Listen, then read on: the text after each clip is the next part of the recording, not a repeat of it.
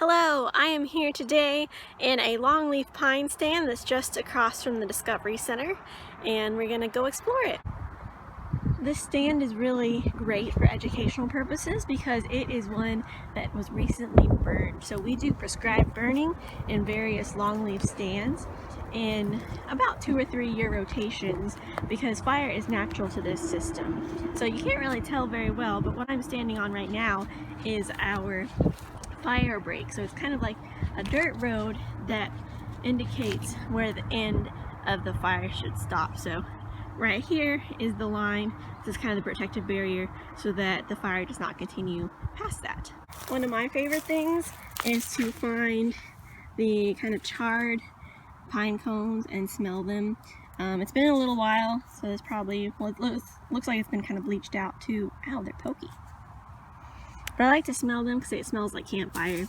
Here is the first of many of our baby longleaf pine trees. I call them babies because they're the tiniest stage that we have other than their seed stage. So this is called a grass stage because clearly it looks like grass. There's grass next to it.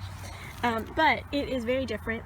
It is a small pine tree that is building up its storage in this interior and in its root system so that it is growing, just not necessarily that much on the outside. And that is very helpful in a fire dominated system because too much on the outside will get burned. Really see on this one that it is starting to shoot up. Look at all that growth. All these new pine needles are about to grow out. This is an example of a rocket stage. You can see all that growth that just is shot up from this plant. So it is working not on necessarily reserves now, but it is working to shoot its way up and make its place in this forest. Here we have a good example of a candlestick stage.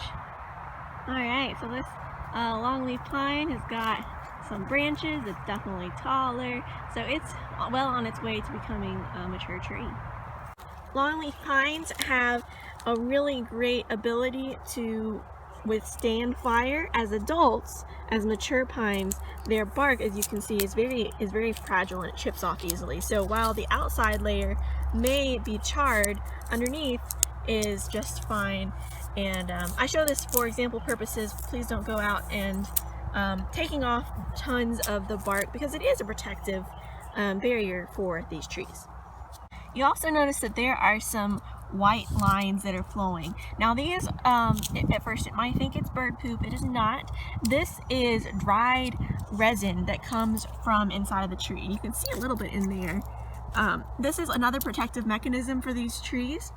It is a way in which they can heal parts of their bark that have been injured. So once this resin dries, it becomes this whitish coloring. What's really cool is to find a spot where it is a tree and you can kind of guess what happened because of the marking of the resin. So here we see a large kind of cavity almost in the base of this tree that is kind of surrounded by some of this white resin. So what I can guess from this is that when the fire came through, when we had our prescribed burn, there was some sort of injury to the tree here. And this resin was out and on the surface. The resin happens to be extraordinarily flammable, and so my guess is that this part of the tree burned particularly hot, and so it made kind of this more of a divot inside of the tree and burned it at a much higher temperature than the rest of the tree, which you see is not quite as charred looking. You might see this resin in rows coming down.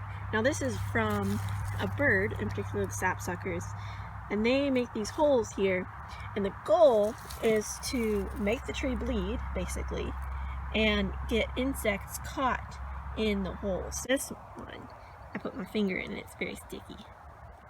The resin smells really strong, by the way. It's really interesting. If you get a chance, you should smell it.